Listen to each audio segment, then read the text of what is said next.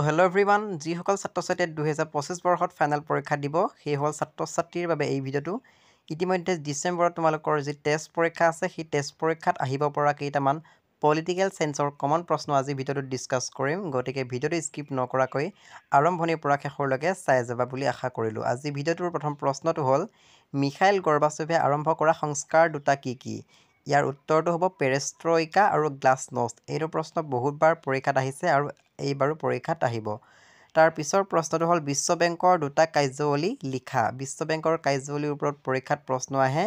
ইয়াৰ উত্তৰটো হ'ব মানৱ উন্নত, যেনে পানী, স্বাস্থ্য আদি, আৰু 2 নম্বৰটো হ'ল ৰাষ্ট্ৰ নিৰ্মাণ আৰু নতুন নগৰৰ সৃষ্টিকৰণ।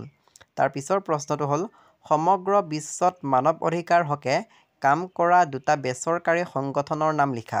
এইটো প্ৰশ্ন 2 নম্বৰ বাবে পৰীক্ষাত আহিব। ইয়াৰ উত্তৰটো হ'ব এমনেষ্টি ইণ্টাৰনেশ্যনেল আৰু 2 নম্বৰটো হ'ল হিউমেন ৰাইটছ ৱাটচ।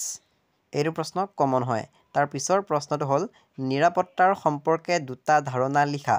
উত্তৰটো হ'ব পৰম্পৰাগত নিৰাপত্তা আৰু অপৰম্পৰাগত নিৰাপত্তা। এইটো প্ৰশ্ন পৰীক্ষাত আহিব। তাৰ পিছৰ প্ৰশ্নটো হ'ল, মানৱ জাতিয়ে সন্মুখীন হোৱা ভাবুকি দুটা লিখা। উত্তৰটো হ'ব সন্ত্ৰাসবাদ আৰু 2 নম্বৰটো হ'ব মহামাৰী বা অচিনাকি ৰোগ। এইটো প্ৰশ্ন পৰীক্ষাত 2 নম্বৰৰ বাবে আহিব। তাৰ পিছৰ প্ৰশ্নটো হ'ল, উমৈহতীয়া সম্পদৰ দুটা উদাহৰণ লিখা। ইয়াৰ উত্তৰটো হ'ব সমুদ্ৰ সাৰুৱা আৰু তেল, এই দুটা ইয়াৰ উদাহৰণ। তাৰ পিছৰ প্ৰশ্নটো হ'ল, ৰাষ্ট্ৰসংঘৰ দুটা অংগৰ নাম লিখা। ৰাষ্ট্ৰসংঘৰ অংগ 6টা আছে, সেই 6টাৰ নাম তোমালোকে জানিব লাগিব। ইয়াৰে দুটা অংগৰ নাম হ'ল সাধাৰণ সভা আৰু নিৰাপত্তা পৰিষদ। এইটো কমন প্ৰশ্ন হয়। তাৰ পিছৰ প্ৰশ্নটো হ'ল, ৰাষ্ট্ৰসংঘৰ নিৰাপত্তা পৰিষদৰ স্থায়ী সদস্য ৰাষ্ট্ৰৰ নাম লিখা। ৰাষ্ট্ৰৰ নাম 2খন বা 4খন পৰীক্ষাত আহিব পাৰে। ইয়াৰ উত্তৰটো হ'ব ফ্ৰান্স, ৰাছিয়া, চীন, আমেৰিকা যুক্তৰাষ্ট্ৰ। তোমালোকে এই 4খন ৰাষ্ট্ৰৰ নাম শিকি থবা। তাৰ পিছৰ প্ৰশ্নটো হ'ল, দুটা ৰাষ্ট্ৰীয় ৰাজনৈতিক দলৰ নাম লিখা।